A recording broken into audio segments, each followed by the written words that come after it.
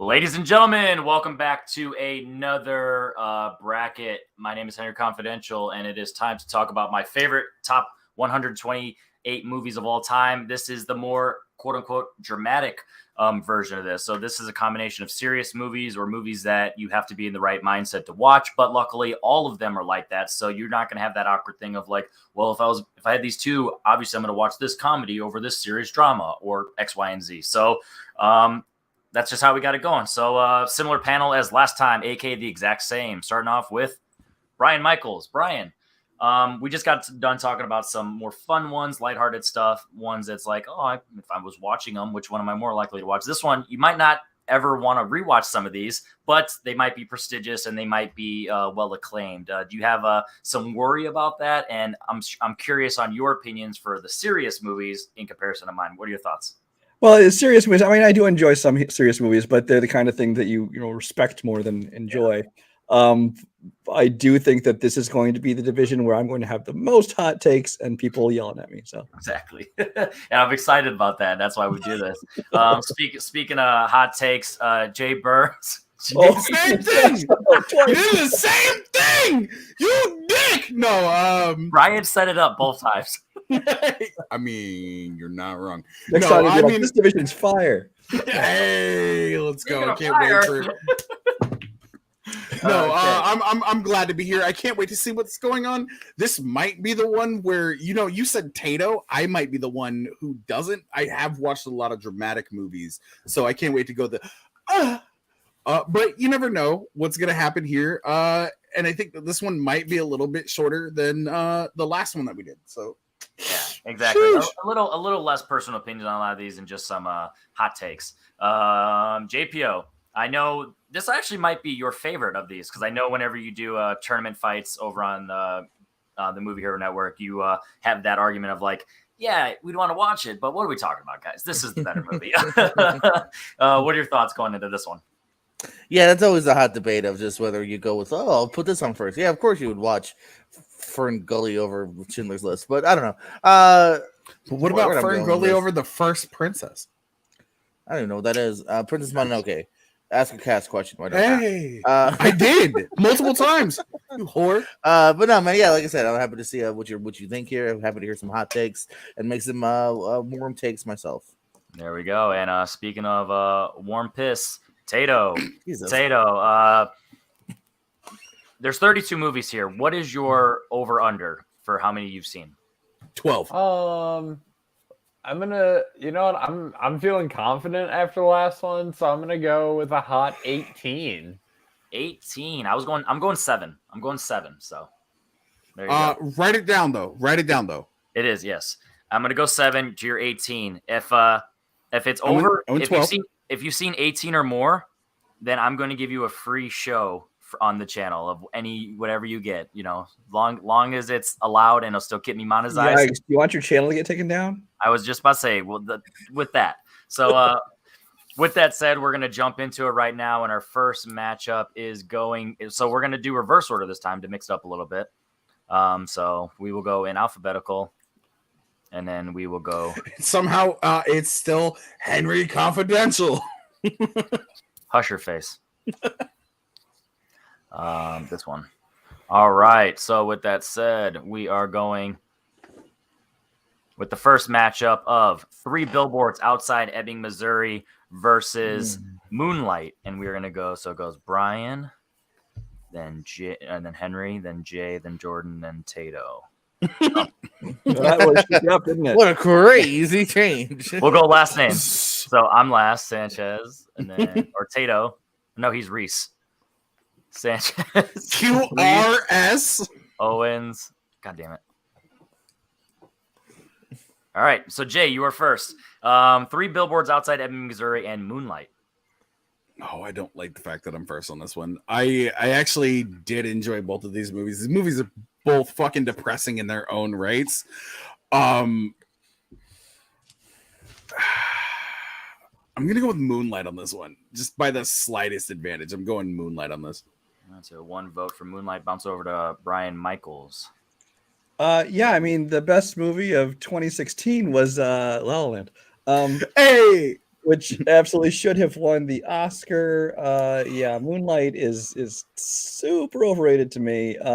Three Billboards. I mean, you got Martin McDonagh, who I've loved everything he's done, including the new Banshees of Inisherin. And Frances McDormand, again, great performance. So yeah, Billboards. All right, so 1-1 tie going over to JPO. It's a tough one. I think they're both great flicks here, but in this case, the one I would go to more often, the one that just has so many great performances in it, I'll have to go Three Billboards. All right, Three Billboards takes the lead. Tato. Alrighty, we're starting off with a hot 0-2. Have not seen either picture. I do, however, have a friendly numbered shaped thing that will help me make some decisions here, and this is going with Three Billboards. Okay. All right, Three Billboards is going to take it, and Moonlight's been in my top 100 since always. So I'm going to go Moonlight, but Three Billboards is one of those movies that it's just a banger. And I love the fact that it constantly says things that you're not supposed to say, and we don't cancel it for it because stories say things that aren't always the best. So with that said, Moonlight. We only cancel people when Tato says it. Facts. So Three Billboards is going to move on. And then our next matchup is going to be, sorry, on the thing. Come on.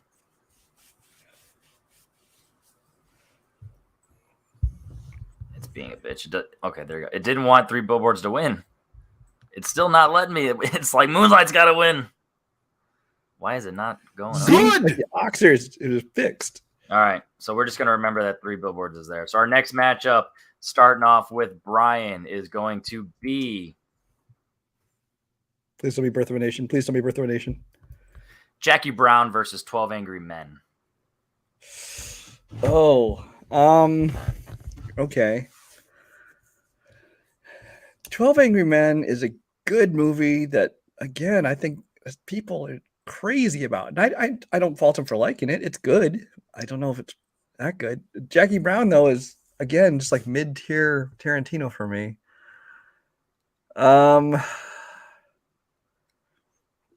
Between the two, though, just personal taste, I'd go Jackie Brown.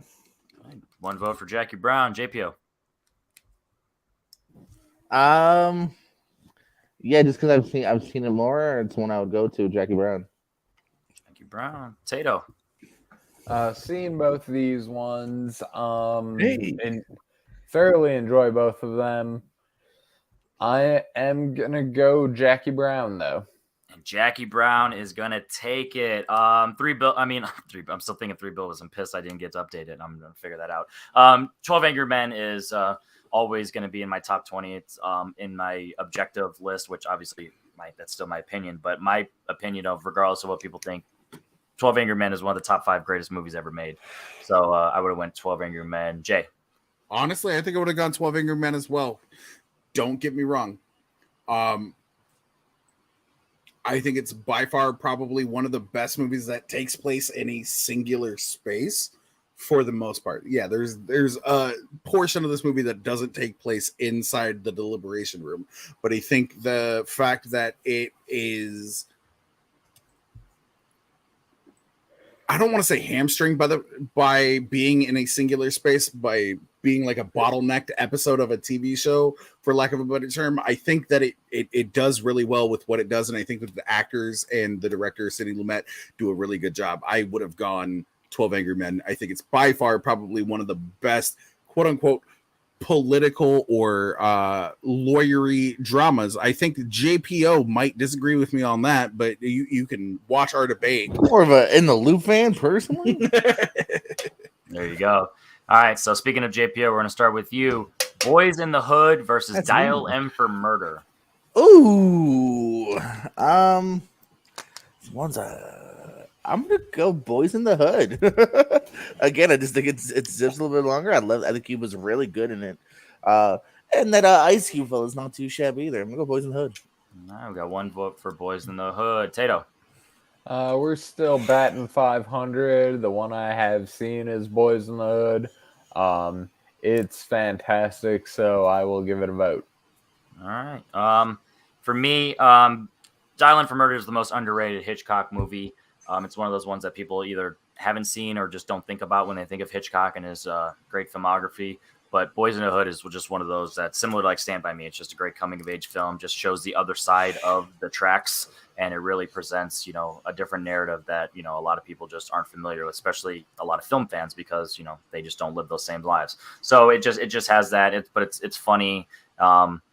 Lawrence Fishburne's one of the better dads for your styles. He's just a great character. And then just the ending, the climax of this film, both it's put you in a position to have that heart wrench, feel, but also not necessarily love like how they handle things, but that's the realness of it. So Boys in the Hood for me. Jay. Wouldn't that be batting 250? Because you've seen one of these. Don't worry about it. Keep going. 500 is 50. So far, he was 2-2, and now he's 3-3, so he's still 50. 500. I don't hate Dial M for Murder, but I think that like Boys in the Hood is one of those seminal movies that I think a lot of people of our age watch, and I think that I just connected to it more. Yeah. I would go with Boys in the Hood. All right, Boys in the Hood. Because I heard they're always hard. Yikes. Brian, what are your thoughts on these two movies? The bracket's gone. I'm not generally a Hitchcock fan as big as most people. I mean, especially most popular ones, The Birds and Psycho and Vertigo and all those, I think are not very good at all, honestly. But Dial M for Murder is one of the ones I like. I enjoy that one. But between the two, I'm going to vote for Boys in the Hood. There you go. Boys in the Hood moving on. And we're going to start with Tato here. End of Watch versus Schindler's List. Hey, this is a great one for me to start on, of course. Maintaining the... Oh, nope, never mind. I lied. Actually, I have not seen either picture. So I will... You know what? I will leave the die alone. I'm going to say Schindler's List. It is a very powerful, emotional movie, even though I've never seen it. All right. For me, Schindler's List is the greatest movie ever made. Like, it's objectively my number one in terms of like what I consider the greatest film of all time. End of Watch is one of those films that I hate the filmmaking of it. I hate the found footage aspect of it. Like, I love it from Jake Gyllenhaal's perspective because it like narratively makes sense, but like, the gang that they do it just literally makes zero sense. That's when it feels like a gimmick. So if I'm not 100% in the mood for it, it just comes off as goofy. But when I am in the mood for it, that ending hits me. The relationship and the chemistry between Michael Pena and Jake Gyllenhaal is fire. It's a blast. It's one of those things that just make a grown man cry. But Schindler's List makes all people cry, and it makes a lot of people afraid to even give it a chance because they know how it's going to affect them. Greatest movie of all time, Schindler's List for me. Jay. This one's tough because I remember one of these people as Bubble Boy, and I remember Michael Pena as that guy who gets kidnapped by Bobby Lee Swagger and pretends to be an FBI agent, and somehow people actually think he's an FBI agent. And then there's the most depressing movie of all time that people have seen because nobody has ever actually seen The Day the Clown Cried because you can't watch it until like 2 years from now. I'm gonna go Schindler's List on this one.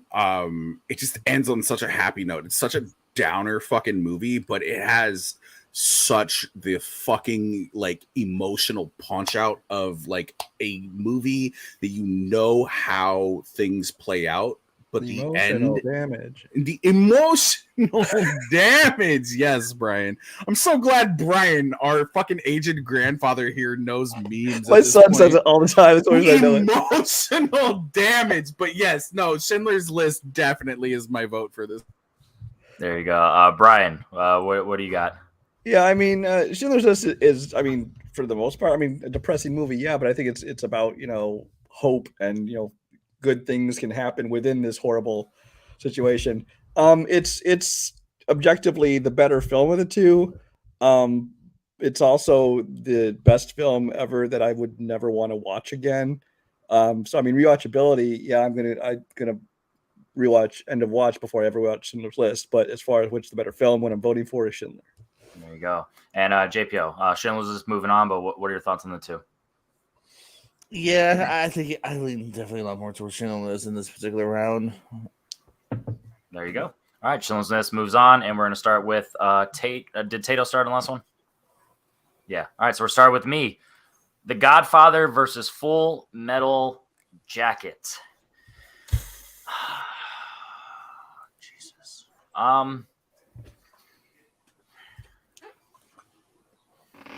So I want to start off by saying Full Metal Jacket is two perfect segments. A lot of people just say the first half is great or perfect, and then the second half is either fine or just not as good. And I disagree. I feel like they're cohesive and they complement each other, and a lot of people just take it for granted. Just like a lot of people like, oh, Kill Bill Volume 2 is not Kill Bill Volume 1. I feel like it's in that vein, but like if you actually have them together and you actually get it, like the end of the Mickey Mouse March of how, these are a bunch of like badass war heroes that are singing in the Mickey Mouse Club, because at the end of the day, they're children, and it's a good metaphor. But when I saw The Godfather on the big screen, and how much a big thing for me and like what I love about films and like how I know I love a film is if I'm like not purposely quoting it. Like if a scene, like that's my big thing with like Shawshank, where it's like I'm just quoting random things when the movie plays, like not the quotable lines, not the ones that you see all the time, but that's just how I roll. And then when I watched this in the theaters, I was just quoting it endlessly. So I feel like for a long time I was like, oh yeah, The Godfather, it's great, but also it's not my top 100, because same thing how I am with like Back to the Future and Die Hard, Jurassic Park, movies like that, where it's like everyone always loves them. I don't want to be like that, even though I know I love them. Godfather by a hair, but this is a crazy matchup. Jay. I don't disagree with you. I actually think this is a crazy matchup, because I think that if they were on opposite sides or anywhere else, that this could be a finals bracket matchup. And I'm not a giant lover of The Godfather. The trilogy, I love the video games though. I love the games. That's not what sways me towards The Godfather. It's really not. But I do like The Godfather overall as a film more than I like Full Metal Jacket. I know that you brought it up, but I do love the first half of Full Metal Jacket. Actually, I love like the first 2/3 of Full Metal Jacket more than I love the final act of Full Metal Jacket. But I don't have a lot of complaints when it comes to The Godfather overall, outside of, hey, some people in the fucking community love The Godfather a little too much. Kurt Kowalski, I'm looking at you. But I would go with The Godfather on this one. All right. Brian, I'm definitely curious to see what are your thoughts on these two. Well, I prefer the video game adaptation of Full Metal Jacket, which is no. That's just called Bully. No, I thought it was Call of Duty. You said duty. Where was it? Yeah, I mean, I've said before in the first part of the bracket that I'm not the biggest fan of Kubrick stuff. I do enjoy Full Metal Jacket though. I do think that the first segment is better than the second half, but I still do enjoy both parts of that one actually. It's probably one of my favorite Kubrick films as his go. The Godfather though, I just don't get it. It's fine. I'm voting Full Metal Jacket. All right. 2-1, JPO. I am a huge Godfather fan here, man. Those first two are hard for me to vote against here. I think it's a beautiful film. I even love the recent mini series that kind of divulged into the filmmaking behind the scenes. Not that that's got to do with anything, but yeah, it's up against a great competitor. Like I said, if this was definitely something that could have been even a finals, and I would get that. But I'm a Godfather guy, so Godfather. There you go. We're jumping to Tato. Have you seen them both, and which one would you pick? I have seen both of them. Oh shit! The Godfather insists upon itself. Lois, Peter, what do you mean? He's Peter? never seen it. He's only watched Seth MacFarlane talk shit about it. I have seen both. I'm gonna go with Full Metal Jacket here, not just because I look like Gomer Pyle. But I do think it is just a slightly better movie. Godfather is great. Full Metal Jacket a bit better. What is your major malfunction, numbnuts? All right, so The Godfather is going to be moving on, and our next matchup, as we start with Jay, is going to be interesting. I know where this is like it when you say that. Well, because I know where this is going to go, but I'm more curious in the conversation regarding this. But we have Inside Llewyn Davis versus Remember the Titans. Oh. and it's with Honestly, no, I know. Honestly, I didn't watch Inside Llewyn Davis until this year. I do love movies about music that aren't essentially musicals. There's just something about Remember the Titans that just hits me, whether or not it's I played football, and I'm not trying to be biased on it. I'm a bigger dude. I was built for it, but I played football. I also make music, and that's one of the things where it's just like, fuck, dude. But Left Side, Strong Side, I gotta go Remember the Titans. I gotta go Remember the Titans, and it's by the slimmest of margins. I dig that. Brian. So Inside Llewyn Davis is a movie that I like. I like the parts of it more than I like the movie as a whole. It's like I think acting. I love all the people in it, even just people coming for bit parts. I love the musical performances. I love all that kind of stuff. But this whole ongoing story, I'm like, I don't really care about the story of it. Remember the Titans is a good movie, although it feels like such a every cliche in the book. As far as sports movies go, with the underdogs, as far as the racism and learning to work together, it's so Disney-fied, and it's another one that's a good movie that I'm just like, it gets a ton of love in this community, which I'm glad people enjoy. I just don't love it as much. I think it's all right. So it's kind of a toss-up for me. I'm going to throw out a vote to Llewyn Davis. All right, Inside Llewyn Davis ties it Nobody up. remembers the Titans, Brian. JPO.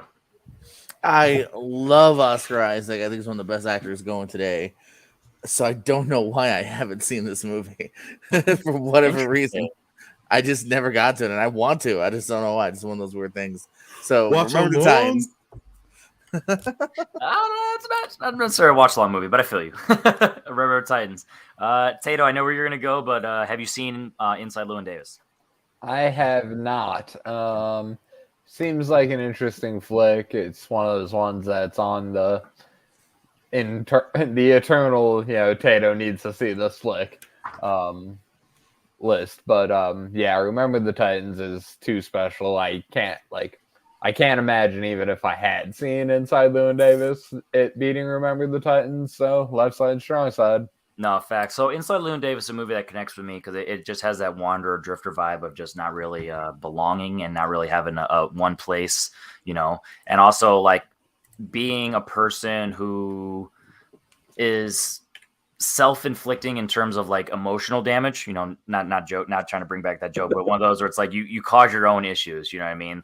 Whether it's like harassing a lady on stage as she's making some music just because you had a bad day, being a dick to a girl that you're hooking up with who's with a guy, getting in a band and not really like all this stuff, doing your fisherman's license, all that stuff. So just the story of him and the cat, like everything. I love Oscar Isaac's performance. I'm not a folk, music fan, but I love the music in this. It really just gets me, in the zone. But Remember the Titans tops that movie for me. So it's just, it's an easy pick, regardless of how much I would want to vouch and, give love to Inside Llewyn Davis. Remember the Titans for me. And now we are over to Brian, and you are going to be starting with It's a Wonderful Life versus Chinatown.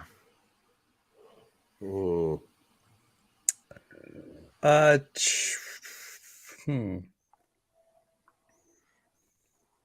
Both are decent movies to me.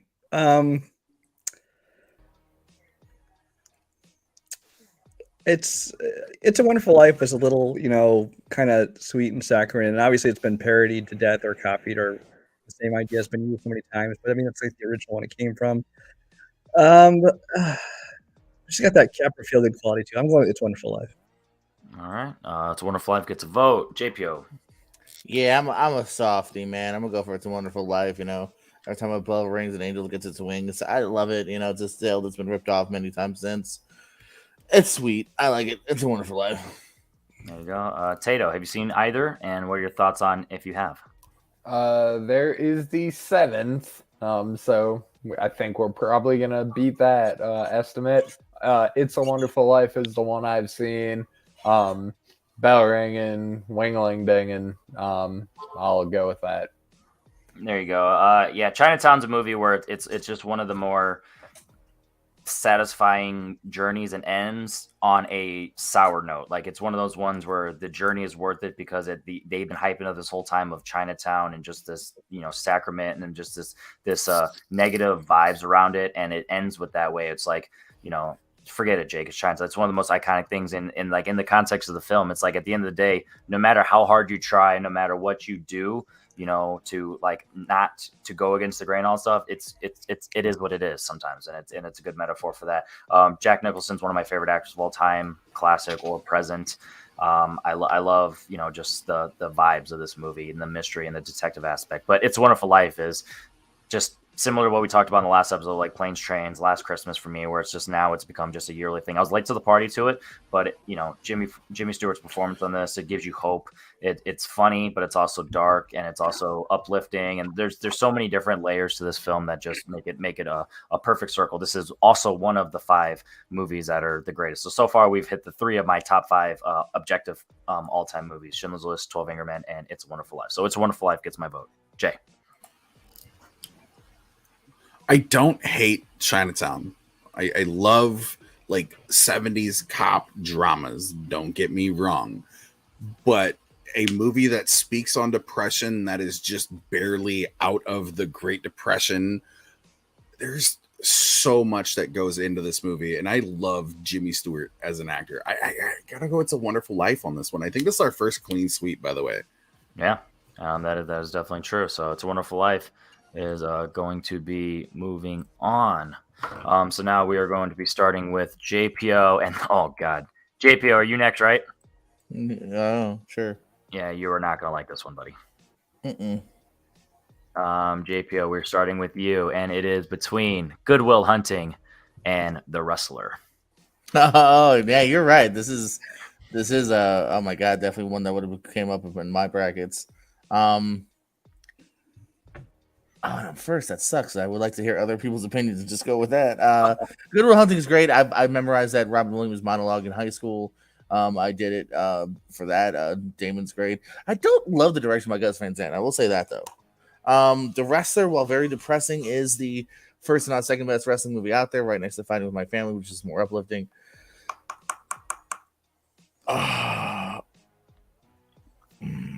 You know what? I'm going to give it a shot because I think I can see how it's going. I'm going to say The Wrestler. They're both great, though. All right, Wrestler gets a vote. Tato. Seen them both.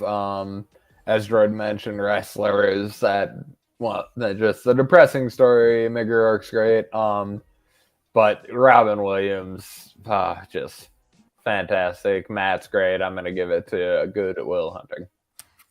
Yeah, so this is a movie that fucks me up because the wrestling growing up was one of those things where I was a big, huge wrestling fan. I had all the toys. I had a ring. I had a bunch of wrestlers. I would paint I would paint red on their faces if they were bleeding. I'd fuck them up. I'd had all those things. I was always wrestling with my cousins and stuff, jumping off the top of the couch and not really ram jamming, but essentially doing that. The Hardy Brothers, all that type of stuff was a blast for me.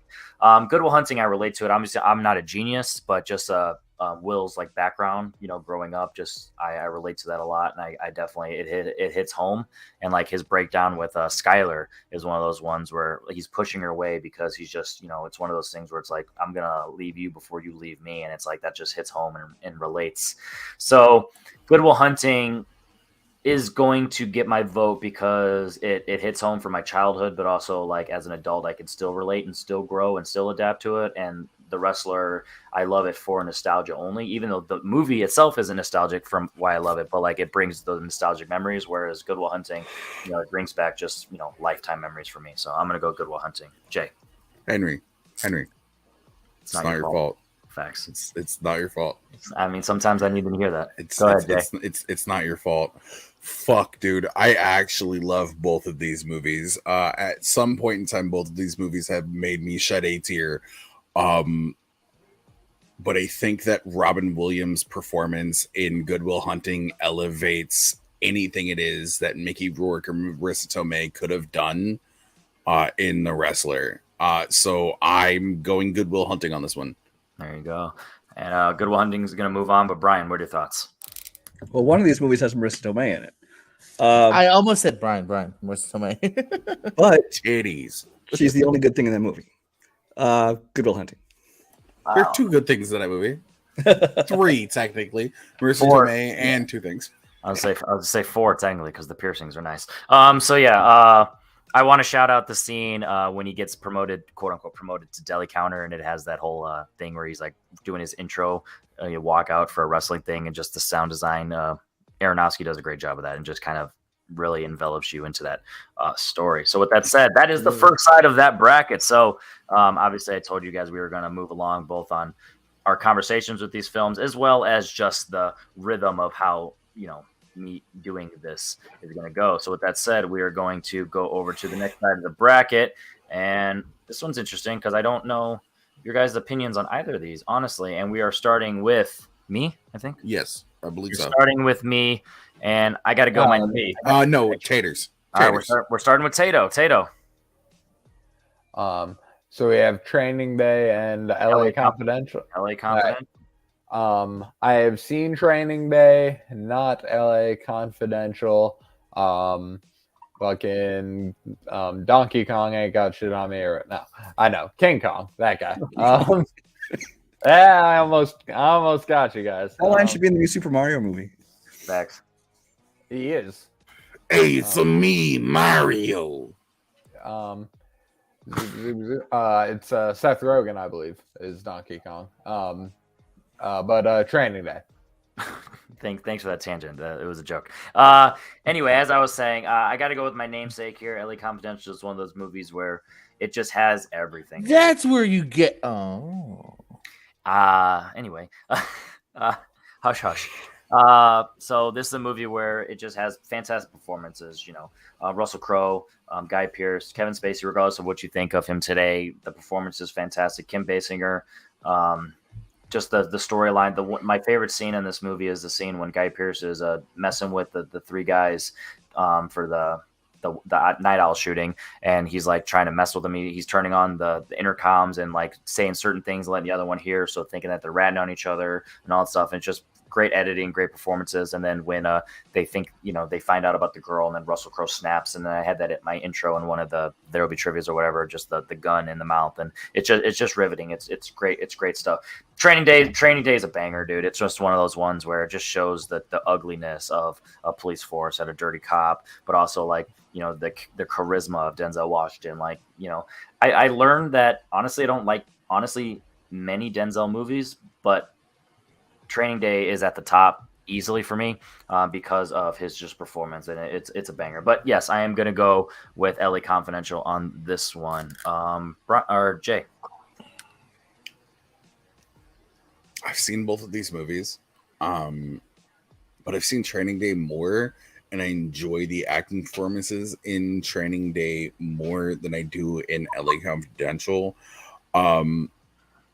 And Training Day is one of those really weird ones where you don't necessarily like either one of the quote unquote main characters, but I think they do a better job at portraying that in Training Day than they do with anything that's going on in LA Confidential. So Training Day gets my vote. There you go. 2-1, Brian.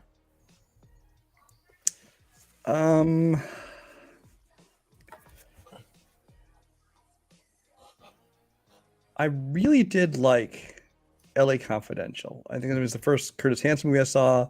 It was probably maybe the first time I saw Guy Pearce. Might be the first time I saw Russell Crowe. And it's a great noir movie. And as much as I love it, I still think Titanic did deserve the awards. Got a lot of people. This is one of those people think should have won over Titanic. I love Titanic, but I do enjoy this movie. Training Day is a really good movie, but I don't think it's on the same level. I'm voting LA Confidential. All right, we are tied. Going over to JPO. What is moving on to the next round? It's one I had to think about for a second because I do love Training Day, and maybe if I was given an award for best solo performance, yeah, I'm going with Denzel. But overall movie, I'm gonna go for LA Confidential. I think it looks better. I think it's cohesively a little bit better for me. And most importantly, I did a monologue competition once.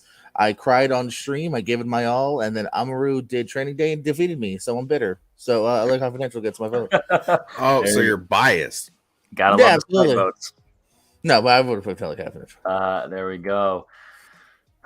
All right, we're just gonna keep up with the weird matchups wise, not movie wise. Well, maybe depends on your guys' opinions. We are starting with me. Jay? Taters. I'm never gonna remember. You guys got my back. Tato. It's One Flew Over the I- Cuckoo's Oh no, Nest. it is Henry. It's Henry. There we go. One Flew Over the Cuckoo's Nest versus Four Brothers. Four Brothers is one of those movies that just hits home. Like I said, growing up in foster care, dealing with all that stuff, it just, it doesn't matter what your brothers and all that stuff. So I relate to that, and that's why it'll always be on my list, and it's always going to be one of those movies that I will always say is mad underrated, and I feel like you guys need to watch it. John Singleton's direction, Mark Wahlberg, Tyrese, Andre 3000 gives a fantastic performance. You have Garrett Hedlund. They just all, come together as brothers, and you feel the chemistry. It's beautiful. And then you have Chiwetel Ejiofor as the villain. He's just fantastic. Like, the cast is stacked in this, and it's still mad underrated, and underseen, really. But One Flew Over the Cuckoo's Nest is, I can't remember. Now I'm blanking. I don't know if that's my 5 or if that's just outside my 5 for greatest movie of all time, but it is definitely up there. It's the second winner of the Big 5. Jack Nicholson, like I said, one of my favorite actors of all time. This is a movie that just brings back, the camaraderie. It's one of those things. I actually watched a reaction to it recently where they were commentating on Jack Nicholson is better for the patients and in the ward more than Nurse Ratched and just any of the staff, because he actually is giving them a chance to express themselves and hearing them out and teaching them things, whereas the system is just trying to systemate what they're doing.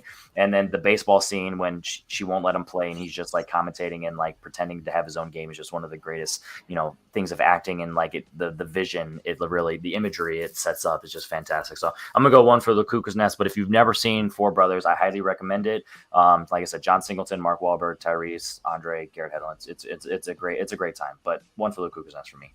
Jay. They're both technically quote unquote ensemble pieces for me. And to tell you the truth, as much as I love Cuckoo's Nest, I have to go just by the slightest of margins. Four Brothers here. This is one of those movies that I can go back to, especially every time I see snow. I'm sitting here and I'm thinking about this, and I'm just like, yo, Bobby Mercer. The Mercer family, my guy. No, it's so much fun, and there's comedy laced throughout both of them, but I laugh and I like Four Brothers just a little bit more than I like Cuckoo's Nest. So I gotta go Four Brothers on this one. There you go. 1-1. Brian. I can see why you, especially Henry, would like Four Brothers. It seems like this is kind of an all-time classic versus one that's more personal for you. Yeah. And so I get that, but I think between the two, though, I think that objectively and in my opinion, I'd vote for One Flew Over the Cuckoo's Nest. Four Brothers, I do like. It's great to see the cast. I mean, a lot of people early in the careers like Garrett Hedlund and Andre 3000. You got Terrence Howard. Yeah. Ejiofor's in there. Taraji P. Henson, I think, is in there too. Yes.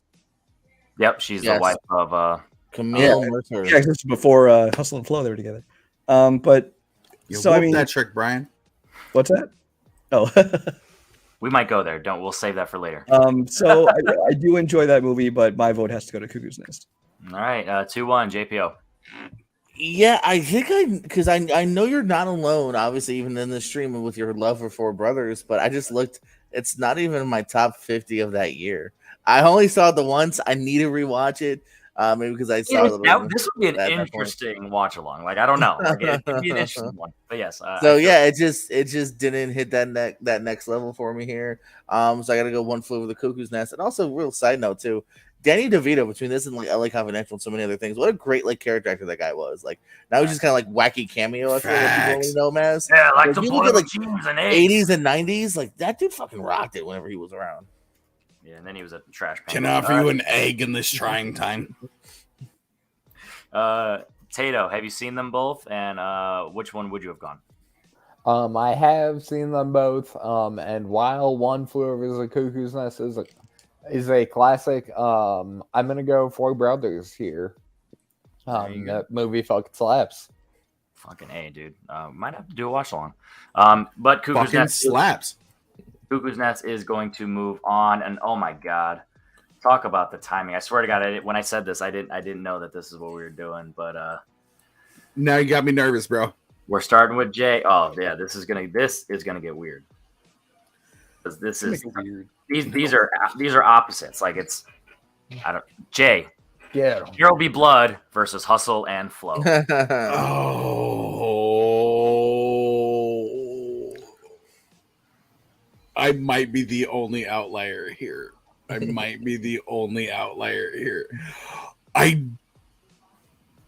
don't hate either one of these movies. Well, that's a good start.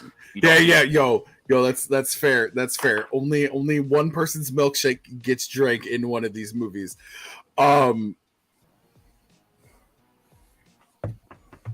Just by the fucking slimmest of margins, I'm gonna go with Hustle and Flow because I as an artist, as a musician myself, As a pimp. yeah, it's hard out here for us. But no, as a musician myself, I respect what Hustle and Flow did, knowing how hard it is to try to come up and get your music heard by people that you respect in the industry. I've never been an oil baron. I've never tried to be an oil baron, so You Never had abandoned lovely- your child. I've never abandoned my child. Have you ever murdered Peldano? No, we're Not not yet. talking about this. This is live on the internet. Okay, sorry. Wait for the news tomorrow morning, JPO. Jesus Christ. No. No, I gotta go by this much. Hustle and Flow. One vote for Hustle. Brian. There'll Be Blood is my favorite Paul Thomas Anderson movie. But that being said, Paul Thomas Anderson, I think, is my least favorite Anderson of the directors. Hustle and Flow is just a great movie. I mean, the action performance was great, and then the fact that Terrence Howard does all his own singing and rapping and stuff, I think it's a phenomenal movie. Craig Brewer, I like as a director. He went on to do everything. I love Footloose, which a lot of people don't like, but I love that. And then like Black Snake Moan and a bunch of other stuff he did, I've really liked. So I got to go Hustle and Flow. All right, that is 2 for Hustle and Flow. JPO. I'm gonna take my straw, reach across the room, and vote for There Will Be Blood. All right, 2-1. Tato. Hustle and Flow is the one that I've seen, and God, I just love the shit out of that movie. Anthony Anderson is great. DJ Qualls is fucking fantastic in it. I love Hustle and Flow. I'm gonna go with it. Well, I'm glad that I don't have to be the deciding factor because my old trivia that I started up was named after There'll Be Blood. Daniel Day-Lewis in this movie is my favorite performance of all time. I just watched the "It's Hard Out Here for a Pimp" chorus line, the hook scene yesterday. Me and my buddy, when we got done watching a movie, we were just kind of going through clips and watching scenes, and this was the one I picked. And I swear to God, without even watching the entire film, I still got chills during that. Watching Taraji P. Henson's reaction, Fucking face in that. Yeah, those scenes when they record the music, especially that one, they're so rewatchable. I can just watch those scenes individually all the time. because it's one of those things where if obviously this movie's not a biopic, but it takes away everything that we hate from music biopics and does the best version of it. I feel like this is the only thing that's missing from Straight Outta Compton to be 100% perfect is a scene like that, because it just it shows the artistry. And then the end, everything with Skinny Black, just the come up and the respect and all that stuff, and then he looks down on him and he drops his tape in the toilet and he beats the shit out of him. It's just all that aggression, and then it gives a little bit of a King of Comedy vibe at the end where he's playing his tape on the radio while he's in jail and he's like, yeah, I did all that. So I honestly think even though There'll Be Blood, I'm known for it, I still think I might have even gone Hustle and Flow. But luckily I didn't have to make that decision on the record, because Hustle and Flow is going to upset, technically on paper, There Will Be Blood. So now we are starting with Brian. The drama bracket is just brutal. Dude. There's so much drama in the drama bracket. Facts. All right, Brian. It's hard to see. For Brian, witness for the prosecution versus The Green Mile. The Green Mile is a really good 2-hour movie stretched out over 3 hours. That movie is so much longer than it needs to be. Witness for the prosecution It's good for its time, but I don't love it. I'm gonna vote Green Mile. All right. He's voting for 2 hours worth of Green Mile. JPO. Yeah, just Green Mile. I definitely feel the length. You do feel the length, but it's so damn good. So many great performances in here. Rip Michael Clark Duncan. I think he's missed, man. Yeah, I gotta go Green Mile. It's definitely where my heart swings to. All right. Tato, how many have you seen, and what are you voting? I've seen one. The one I've seen, they actually took Mr. Jingles to, and he fucking died before the movie was over. No, I fucking love Green Mile. So I will give it the vote there. It's good. Okay. So Green Mile's going to move on. But fun fact, I watched Daredevil yesterday, and Michael Clark Duncan is like fine as Kingpin, but like it's one of those things where it's like he just felt like he was just like Michael Clark Duncan, and he wasn't really acting. So it's like, holy shit, when you watch Green Mile, like that character is just 100% that character. Like you don't see Michael Clark Duncan, and it's just like, holy cow, dude. Like John Coffey is just fantastic. You know, it's like the drink, but not spelled the same. Tom Hanks, you know, he's just one of those national treasures. Sure, length, whatever. You know, I feel like everything is needed, and it really has that. One of the best villains of all time. That's not like a villain. He's, you know, not the pure antagonist since Prince Joffrey in Percy, and some of those things where, like, you know, I have never seen him act in anything since, probably for a reason. Witness for Prosecution is one of those movies that like got me into classics, like just that ending, just everything. You have Charles Laughton's character. Billy Wilder's obviously, you know, one of my favorite directors, especially for the classics, but the emotions that I get out of, like, I can literally just watch reactions. Like I watch a lot of reaction channels where they watch movies, and like Green Mile is one of those ones where like I'm not even watching the entire film, and I cry literally every time. I can watch 5 reactions in a row and I'll tear up every different time because it's just everything that builds up. It just gives you pure like heart and emotion, and just shows you that there's goodness in the world. Also, Sam Rockwell. Shout out to Sam Rockwell. So I would also go Green Mile. Jay. I'm tired, boss. I'm tired of people being evil to each other. Fuck, dude. Don't get me wrong. I think Witness for the Prosecution is by far probably one of the better fucking like movies that we've got that has to do with courtroom dramas, but I don't think that there's been a better Stephen King movie. And you can say what you want about Dr. Sleep or The Shining, but outside of his horror, I don't think that there's been a better Stephen King movie than The Green Mile. I cry just thinking about The Green Mile. That shit makes me tear the fuck up, dude. No, The Green Mile, easy by a fucking wide margin. There we go. You forgot a major one, but we probably will talk about that in a little bit. We are going to No, go. I didn't. I know what I said. Anyway. Insert Malcolm voice. Anyway, JPO, I'm moving on. JPO, Memento versus A Few Good Men. Oh, come on, son. Hold on. Circle back to the beginning, JPO. Oh, okay, Memento. All right. Don't let Jay talk when you're trying to talk. Do you have anything you want to say about the movies? Oh, no, Few Good Men's. I've actually only seen like segments. I haven't seen it from beginning to end. And I've seen Memento. I guess from beginning to end, even though it's out of order. No, I like Memento a lot, actually. Although I have heard if you do watch it in order, it's very boring. Yeah, Tato, stop trying to get us to watch that movie, bro. Probably. All right. One for Memento. Tato, have you seen both? No, I have not completed the Memento challenge yet.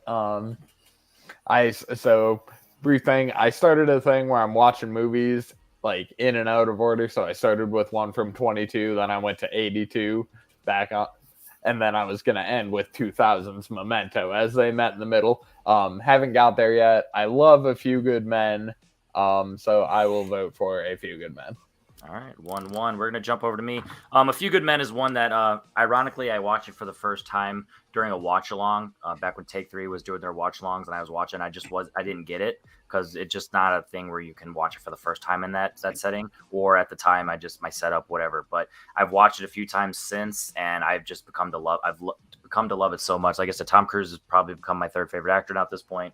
Jack Nicholson's one of my favorite actors, so him being in there. I love the dynamic between Cruise and Demi Moore. You can't think without his bat. Kevin Pollak's a fun little character there. He's like, "Why are you so angry?" He's like, "Cause they hurt a guy. They were mean to a guy, and this is what they deserve." And it's just one of those things where it just shows that it's not bias in any regard. It tells a story and it tells all the sides. With that said, Memento is any given Sunday could be my favorite Nolan movie. Like it's top 3. Like it's going to be this, Inception, and Dark Knight, depending on any given Sunday. Like those are vastly 3 different movies. So depending on my mood, it could be number 1. Guy Pearce performance. The scene with Carrie Ann Moss when she's emptying out her pen, takes the pens out, or empty out her purse, takes the pens out because he hits her, and then she goes outside, comes back, and then just her yelling and just like, holy cow, that's Trinity. So yeah, this and Joey Pants is just fun in this, and yeah, and especially it's his first real movie, and the fact how tight and crispy was with this filmmaking is fantastic. So Memento is going to get my vote, but Few Good Men is skyrocketing up my list. Jay. Of these 2 movies, I really don't necessarily enjoy one of them. Memento is just like, I get it. Everybody loves this whole scatterbrained, oh, Christopher Nolan did such a good job at breaking this apart. Whatever. Guy Pearce is doing a decent job. I don't love this movie the way that everybody else does. Whereas I didn't watch A Few Good Men until like a year and a half, 2 years ago. And I absolutely fucking love that movie. I love the villain of that movie. I love everything it is that there is about A Few Good Men, because it's a courtroom movie without it really being a courtroom movie. So I'm voting A Few Good Men. All right, 2-2 going to Brian as I eat my cookie. So I saw Memento when it first came out in 2000. This is when nobody knew who Christopher Nolan was. This is kind of his first major film. I think his first one actually got released in theaters. And it was, it's obviously it's predicated mainly on this gimmick of telling a story backwards and this short-term memory it has. And it was a cool, something new. Christopher Nolan showed himself to be a great innovative director.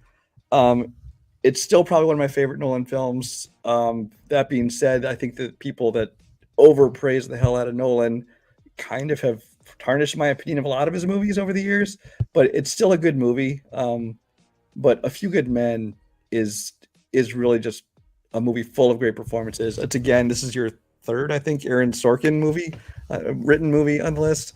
And obviously great script, great dialogue there. The performances, I mean, Jack Nicholson, of course, gets all the attention, but everybody from Tom Cruise and Kevin Pollak down to Kiefer Sutherland and Kevin Bacon, even I don't remember the names of the 2 soldiers. They did a great job. It's just there's not a weak link in the entire bunch. So I got to go A Few Good Men. Right. I'm not mad at it. It's one of those ones where I honestly had no idea where that was going to go. So I am not mad at that one at all. So we are going to start with Tato, and we are on a, once again, weird one, the drama ones. It's never the conversation of which one would I rather watch now. It's which one, just how I react to it, and talking about the personal stuff. Short Term 12 versus Dog Day Afternoon. Tato. Have not seen either of these ones, so you want to go last and maybe like hear the thoughts on the movies and just see, because I don't want the dice shit. That's stupid. Okay. All right, I'll let you guys fight me. All right, so I'm gonna start. Short Term 12, like I said, what I talked about earlier with 4 brothers. I grew up in different group homes and stuff, and it's one of those ones where the only issue with this movie is the fact that boys and girls are not going to be on the same level and the same floor. That's the only thing. But narratively speaking, you can't have different units, so whatever. But that's my only real issue with that movie. That just makes no sense because there's going to be a lot of fucking and raping. But we're not doing that here. With that said, the story itself is beautiful. Brie Larson, it combines the actual issues with the childs and the children and like their stuff, teenagers, and the group home stuff, as well as Brie Larson's character of like everything that she grew up with and her past traumas with her father and her relationship with John Gallagher Jr. and just how how she pushes him away, similar to what I was talking about with Inside Llewyn Davis of just like, and Good Will Hunting. You push people away before they can really, love you or hurt you. And it does a great job of that. And the scene for John Gallagher Jr. of the anniversary of his foster parents, of how there's just a vast melting pot of like kids that they brought in, and just how, at the end of the day, it's not that you're my foster parents, it's that your parents, your mom and dad, and just the beauty of that. But it also is not just a depressing movie, it's hilarious, and there's different scenes of it. You have Caitlin Deaver's character where she has, lashes out and is funny, but also, like I said, the sad stuff with that. Dog Day Afternoon is Al Pacino just full on Al Pacino. Like, he does a fantastic job, and it's one of those things where it's narratively only, like it's all about like the dialogue and the character stuff. Like, there's not much flash going on, but the dynamic between him and the cop, trying to like set up the hostage situation, and then you have John Cazale's character just like, why you tell him that? Tell him I'm not homosexual. And it's just like, it's not the point, dude. It's all the point of like what our purpose is, and like it's all about public image and like what you're truly doing the stuff for. And like I said, it's all performance based. But I got to go with the personal level here. Short Term 12. Like I said, the first time I watched it, it didn't hit as much because I was a little like salty, because it's like, this is not how it went for me. But then you got to realize it's not going to be the exact same for everybody. So as on rewatches, it just crushes me every time. But it's not like Schindler's List where it only crushed me. I can have some fun with it too, but still hit home. So Short Term 12 is just it's a banger, and it's definitely not a watch long movie, but it's definitely a fun conversation. We talk with people and get different perspectives of it. So I'm gonna go Short Term 12. Jay. I think I'm gonna go the opposite. As an individual who has spent some time in the foster care system, I get what it is that you're doing. I get where it is that you're coming from. But I have trans friends who have been to the brink, who have wanted nothing more than the ability to express themselves as who they are. And I think that Dog Day Afternoon as a movie expresses that more and hits me in a more emotional level than Short Term 12 does. So I got to go Dog Day Afternoon. All right. 1-1 going over to Brian. This is the toughest one for me so far tonight, or at least in this bracket. Short Term 12 I didn't see until earlier this year, and it's my favorite first time viewing so far this year. It probably will still be at the end of the year. It's a movie that I never had any interest in because it's just the subject matter, not my kind of thing. I don't like overly dramatic, emotional movies. It's just not the kind of movie I enjoy watching. But I mean, when I watched it, I was surprised actually, because I thought it was all serious, and there's actually a good amount of comedy. I thought they had a very good balance of kind of the light and the dark in the movie.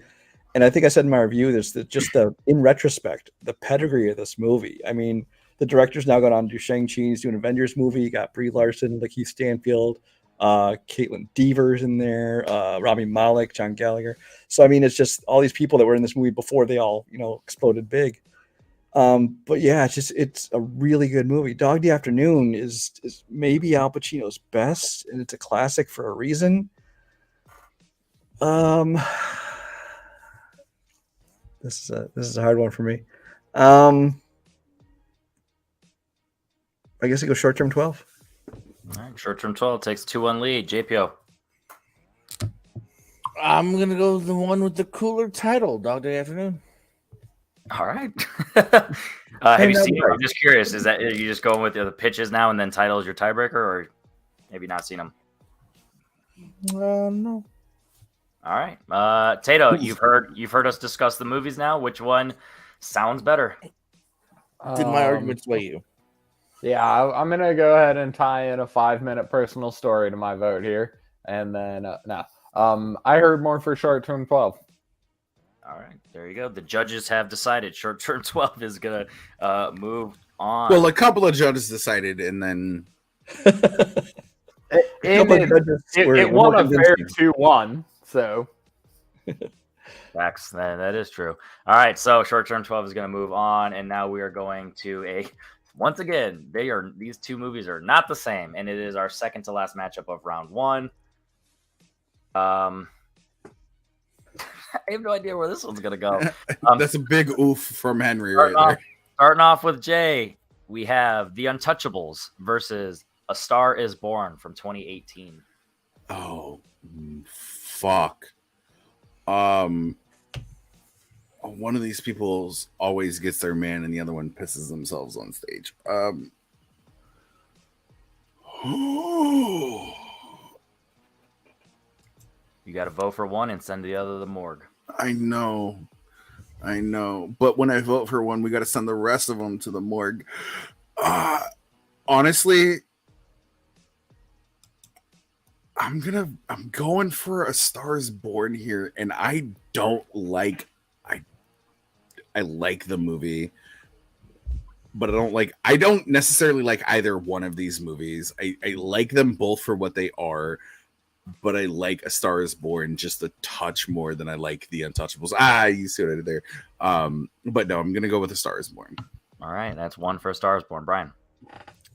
Every time I take the train into Chicago, I come out of Union Station and I annoy my wife by pointing out the staircase where they do that final scene from Untouchables. And she's like, I don't give a shit. Stop telling me this. I will divorce you if you tell me this one more goddamn time. You're like, no, you won't. We have children together. There's there's always somebody else with us. So I have to point it out to them. And she's like, oh my God, let it go. So, I mean, a little personal connection there. Untouchables is, as a great cast assembled. Sean Connery, I think, won an Oscar for this one, if I'm not mistaken. And so he's great in it. Kevin Costner is doing his best Kevin Costner. Robert De Niro, though, I find overacts a lot in it. I mean, he overacts a lot of movies, but I think he's overdoing it a bit in this movie. He's like in a different movie than everybody else. He's like, kind of in a comedy version of it. A Star Is Born, I don't think is a perfect movie, but I think that it's the sincerity of it, and I think the two actors, especially Lady Gaga, who nobody realized she could be a great dramatic actress. Hell, I even liked Andrew Dice Clay in this movie. So I got to vote for Star Is Born. All right, it's 2 for A Star Is Born. I know where JPO is going to go, but discuss. How dare you assume you don't know my love for Untouchables that I never ever referenced before tonight?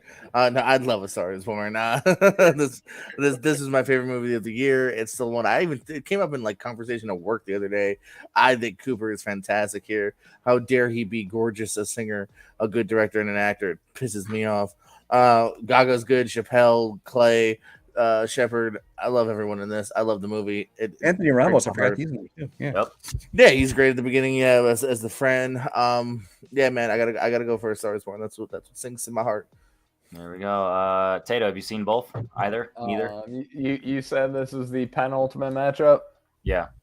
So I have seen one of these, which puts me at 15. 16. All right. Yo, we're still at my 18 over under, bro. I got So he's seen the last two. The extra point will not do it. Need the 2-point conversion on those last two, so we'll see how that one goes. That said, I've seen A Star Is Born, and I like it, but I get the feeling, kind of the opposite of the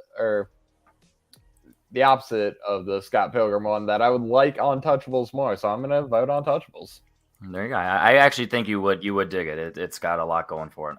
Yeah, A Star Is Born just hits home. It's one of those things where I love music films. Obviously, you see a bunch of them on here, and it's one of those ones where just the grind. And a lot of people's diss on it. It's like, oh, well, she's like good right away. It's like, yeah, that was the whole point. Get a shot, and your actual natural ability, as soon as it's seen, it's going to skyrocket. And they're like, oh, but her music was bad when she's Allie. It's like, yeah, that's kind of the point. The point is she's sold out, and that was the whole the beef between them. So, but anyway, The Untouchables is awesome, dude. It's one of those ones where it's a nice ensemble. You love the nerdy accountant guy with his pencil. You love Andy Garcia. He's him and Sean Connery dynamic. They're going back and forth, and he's saying some racist shit. He's like, I like him, and it's just one of those. It's just fun. He's like, what are you? He's like, I work for the Treasury Department. He's like, all right. He's like, what? You just gonna believe that? Why would anyone lie about that? It's just some funny line. Swayed Tato's vote by saying he's racist. Yeah. So Untouchables is a banger. It's definitely in my top 100, but Star Is Born is just higher and has that that emotional connection. So I'm gonna go Star Is Born as well. And like I said, we are in the final matchup of round 1. Oh fuck. Go on, Tato. Tato hasn't seen what I got 2 for my 18 vote. I don't know if Tato is. I know Tato hasn't seen one. I know if he hits 18, I still win, right? Tato, don't give any faces or make you anything. Wait till it's your turn. And first up, Tato. And we're starting with Brian. I think is it Jay? It's you, buddy. No, you go first last time. It's me. Okay. Hell or It's- High Water. Oh, Warrior. Oh, see, these are two Tato could have seen. I bet he's only seen one of them. Though. We'll see. Um,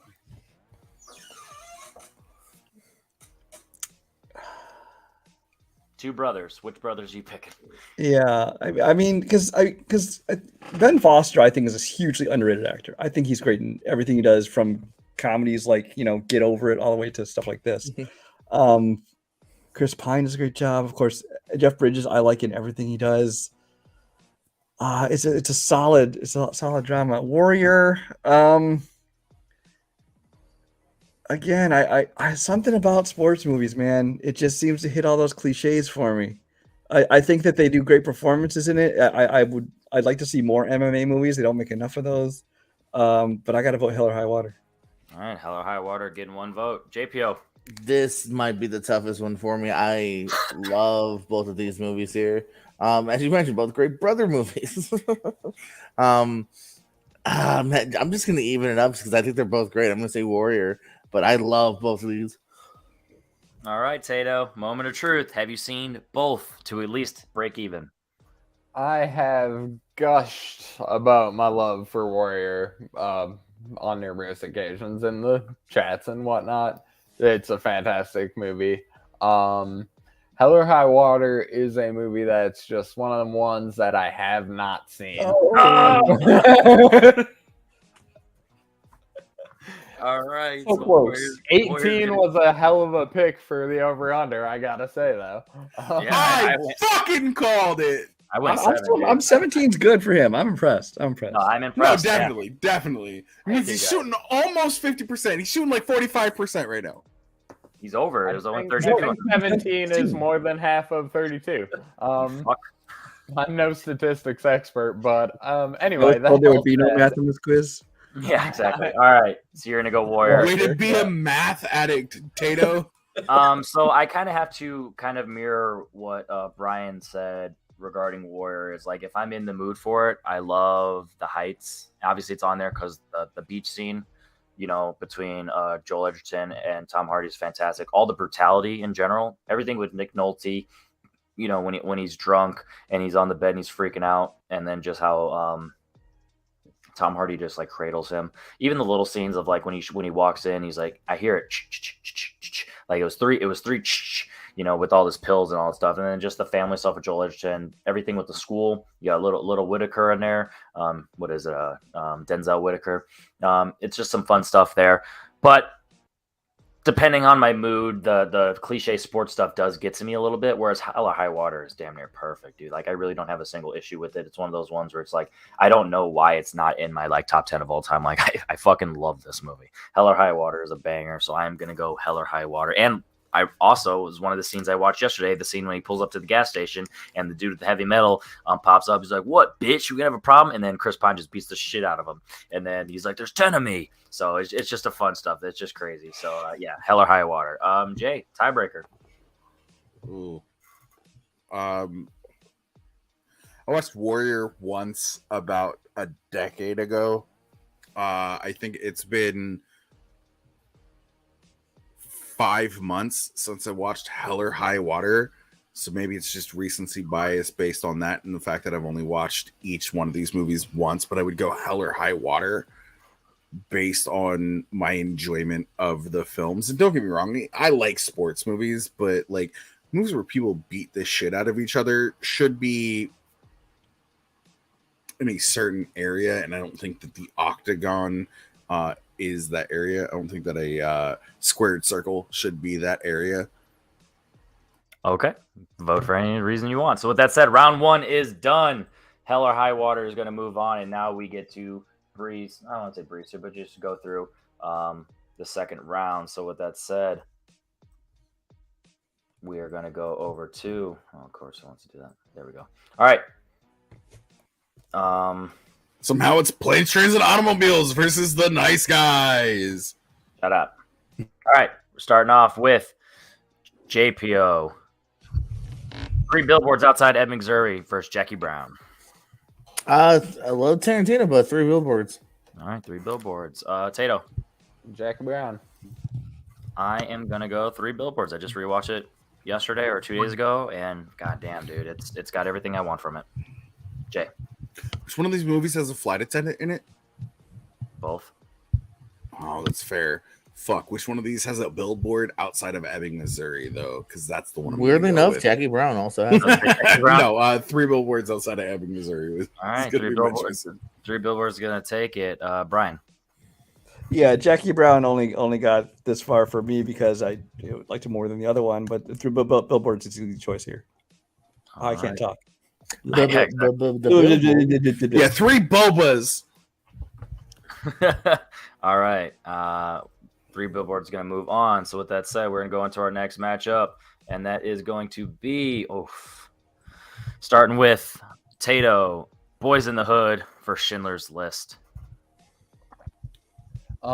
Yeah, both very, very important movies, as I have mentioned before. I'm gonna go Boys in the Hood. All right, Boys in the Hood gets a vote. I love Boys in the Hood, but Schindler's List, I got to go with the greatest movie of all time, Objective. Jay. See, I heard that the Boys in the Hood are always hard, but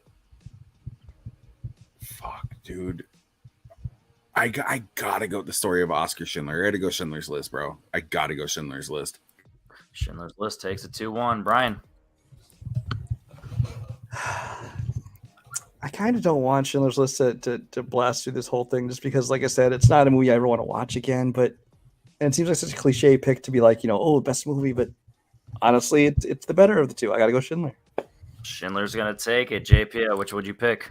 Yeah, I'm with Brian. Maybe we'll take it down later. But for now, Oh, Jesus.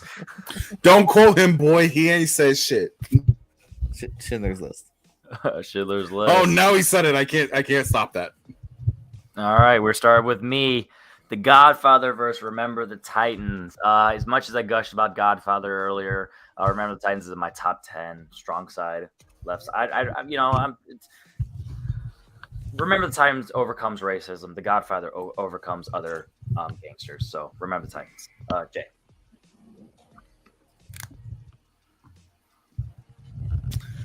Fuck, dude. I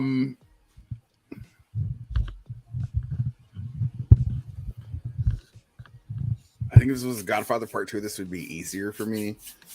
I'm going to Remember the Titans. I'm going to Remember the Titans. All right, Brian. I still think Remember the Titans is a little overpraised, but I'm gonna jump on any chance to take out the Godfather. So Remember the Titans. I love it. All right, Wham, wham, wham. facts. Remember the Titans going to move on. JPO, what would you have picked? Godfather. There we go. That's that thing we were talking about earlier. This is why you are left with the cannoli and not the gun, JP. Tato, what would you have picked? Titties. Remember them. All right, we're starting with But there's titties in Godfather, not in Remember the Titans, Tato. it is Oops. Apollonia. Come Jay, on, yeah. It's a Wonderful Life versus Good Will. Ooh. Fuck you and Depression the movies. Holy shit.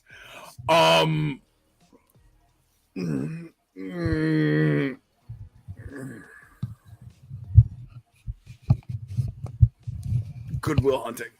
Good Will Hunting. Good Will Hunting. Brian. Applesauce, bitch. Jane Silent Strike Back. JPO. Jay Silent Brian. Yeah, this time I'll go Good Will Hunting. Good Will Hunting is going to move on. Tato, what would you have picked?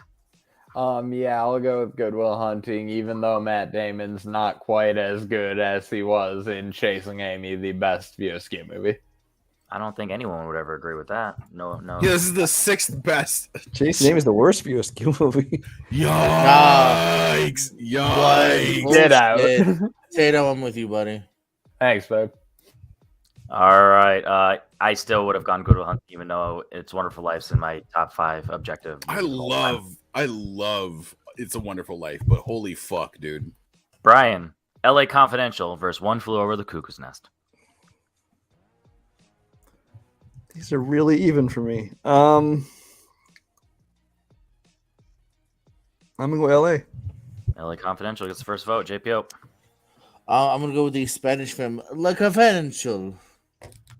LA Confidential is getting 2 votes. Tato. You're muted, bro. Cuckoo's Nest. Sorry. Cuckoo's Nest gonna get it.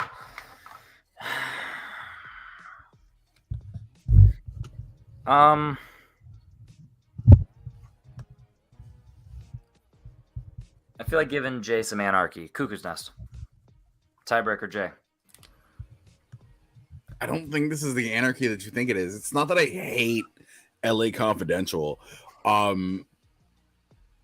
Knowing people who have lived through certain things and have been institutionalized, having been institutionalized earlier in my life, I can understand more of where this movie is coming from. I think that more evil is shown. Does it make it a better movie? No. But I think it's the better movie of the two, so I'm going One Flew Over the Cuckoo's Nest. Cuckoo's Nest gonna take it. I'm not mad at it. That's why I let you make the deciding fact there. We're starting with JPO. Yeah, I hate you for that. I'm so glad you lost that last game of Madden. Facts. JPO, Hustle and Flow versus The Green Mile. I literally am tired, boss. So Green Mile. Tato. Hustle and Flow.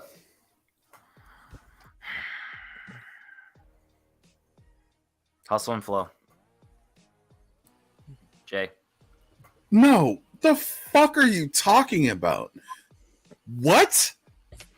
People have no. This is The Green Mile easy. Oh, This okay, isn't good. just about acting performances. This is about story as well. And you know what?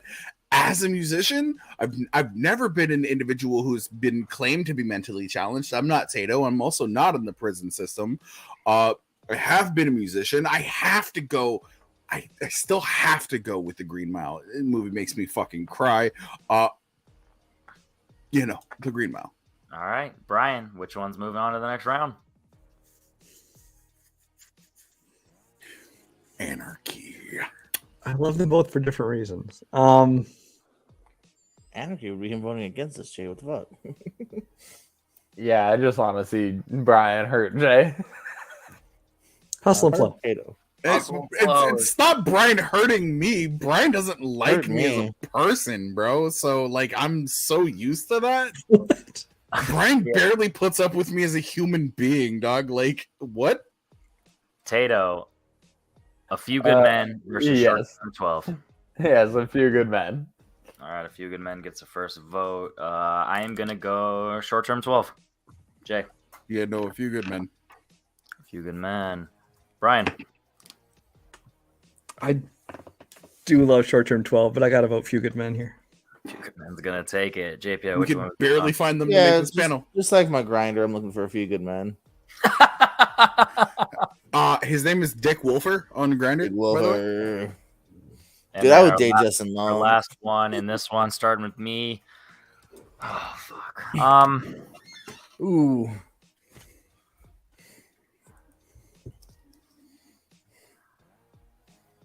Stars Born. Fuck. Jay. Ooh, fuck. A Star is Born. Brian. Because it's not that difficult of a fucking equation. Star is Born. Stars Born's going to take it. JPO. I wasn't sure where it was gonna go, but yeah, Star is Born.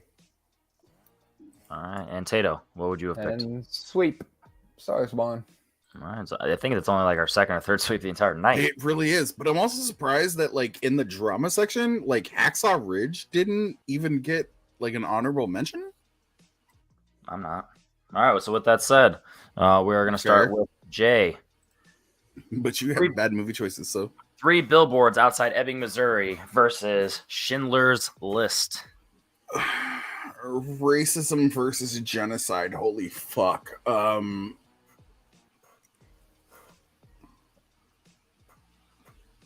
don't care if I'm the only one who votes for it. I'm going Schindler's List, bro. Schindler's List. Schindler's List is going to take it. Brian. You know, this is where I'm actually going to vote for 3 Billboards. All right. 3 Billboards ties it up. JPO. 3 billboards. Tato. Schindler's List. Henry's internal monologue is fuck.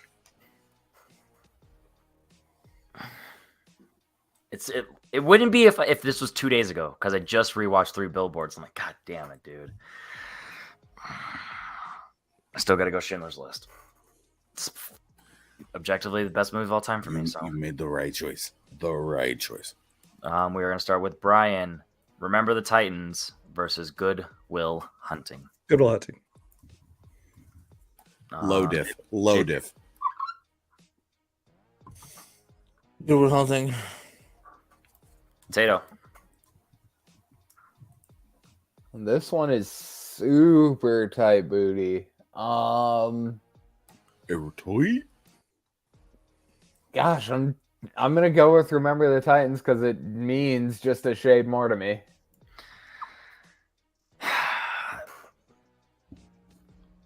Remember the Titans. No. This is Good Will Hunting. This is actually probably one of the easier matchups that we've had. As much as I love Remember the Titans, Good Will Hunting means just that much more to me. All right. Starting with JPO. Oh, one flew over the cuckoo's nest.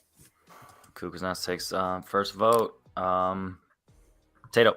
Yeah, whoop that trick. Yeah, whoop that trick. Yeah, hustle and flow.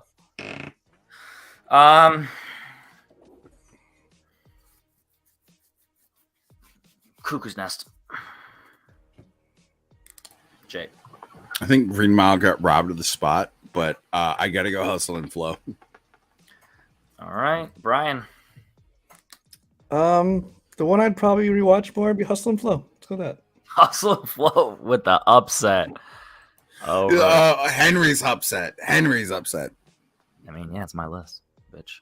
A Few Good Men versus A Star Is Born. Taters. A Few Good Men here. I think it's just a better movie by a pretty significant level. All right. Stars Born's higher on my list. Stars Born. Jay. But who ordered the code red, my guy? I got to go A Few Good Men. All right. Brian. Few Good Men. Well, A Few Good Men's gonna take it. JPO. Would you have stuck with Stars Born, or would you have switched to A Few Good Men? No, I would have. As much as I love Mountain Dew Code Red, Star is Born. All right. We are in the final four. We have Schindler's List versus Good Will Hunting, and Hustle and Flow versus A Few Good Men. Only on Build a Bracket. Anarchy. With that said, we are starting with me.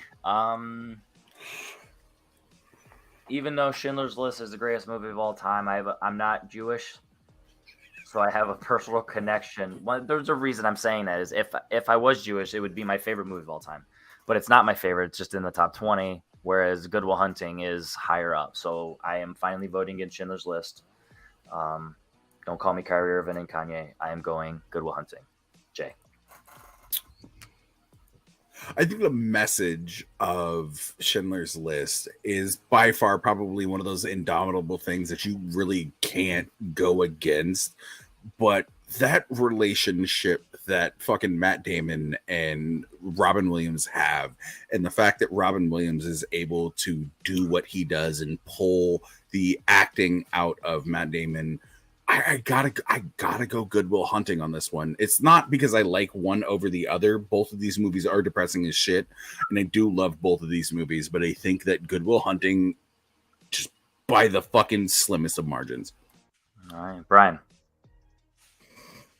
Good Will Hunting.